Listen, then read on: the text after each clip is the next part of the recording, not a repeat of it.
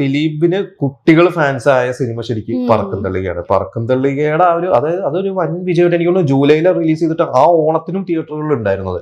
അന്ന് പിന്നെ ഈ BC, അതായത് A സെന്റേഴ്സിൽ ഇറങ്ങിക്കഴിഞ്ഞാൽ പിന്നെ Bയില്, പിന്നെ ഈ ഗ്രാമപ്രദേശങ്ങളിൽ പഴയ ഓലപ്പുര തിയേറ്ററുകളൊക്കെ ഉള്ള ഒരു സമയമാണല്ലോ.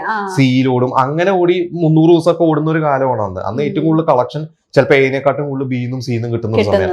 അങ്ങനെ ആളുകൾ ഇടിച്ചു കയറി കണ്ട സിനിമയാണ് പറക്കും തളിക. ഈ പറക്കും തളിക അത് കേട്ടത് എനിക്ക് തോന്നുന്നു തമിഴും തെലുങ്കിലൊക്കെ പല ഭാഷകളിലൊക്കെ നമ്മൾ മുമ്പ് ഒരിക്കലും നമ്മൾ നടൻ മുരളി, തമിഴ് നടൻ മരിച്ചുപോയി മുരളി, അഥർവ മുരളിയുടെ അച്ഛൻ മുരളിയാണ് സുന്ദര ട്രാവൽസ് എന്ന് വരുന്നത്. വടിവേലുമാണ് അതില് ഹരിശ്രീ അശോകന്റെ റോൾ കണ്ടിട്ടുണ്ട്. അത് മാത്രല്ല ഈ പറക്കും തളികയില് ഏറ്റവും തോന്നുന്നാല് ബസ്സും ഒരു ക്യാരക്ടറാണ്.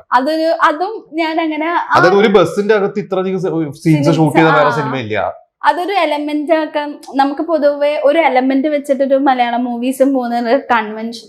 ഒരു മോഡേൺ ടൈംസിൽ കുറെ മൂവീസ് അങ്ങനെ വരുന്നുണ്ട്. പക്ഷെ ഒരു ബസ് ഒരു എലമെന്റ് ആണ്. ബസ്സിന്റെ കോമഡിയും ബസ് ഉണ്ടാക്കുന്ന ആ പുക, മറ്റേ കല്യാണത്തിന്റെ ഒരു ലോജിക്കും ഇല്ല അതിലൊക്കെ. പക്ഷെ ഒരു ബസ് എലമെന്റ് ആക്കാന്ന് പറയുന്നത് ഈ മൂവിയുടെ ഒരു പ്രത്യേകതയായിട്ട് എനിക്ക് തോന്നിയിട്ടുണ്ട്. അതാണ് ഈ പറഞ്ഞ ദിലീപിന് ഒരു ശരിക്കും പറഞ്ഞാൽ ദിലീപിന്റെ ഒരു ആദ്യത്തെ ഒരു സോളോ ഹിറ്റ് എന്ന് പറയാൻ തോന്നുന്നു. കാരണം അതിന് മുമ്പ് തെങ്കാശിപ്പട്ടണം ഒക്കെ ഉണ്ടെങ്കിലും വേറെയും സുരേഷ് ഗോപി ഉണ്ട്, ദോസ്തില് കുഞ്ചാക്കോവിനുണ്ട്, പിന്നെ ഡാർലിംഗ് അങ്ങനെ കുറച്ച് സിനിമകൾ ഉണ്ടെങ്കിലും ഒരു സോളോ വിനീത് ഉണ്ട്. ദിലീപ് ശരിക്കും വില്ലനാണ്.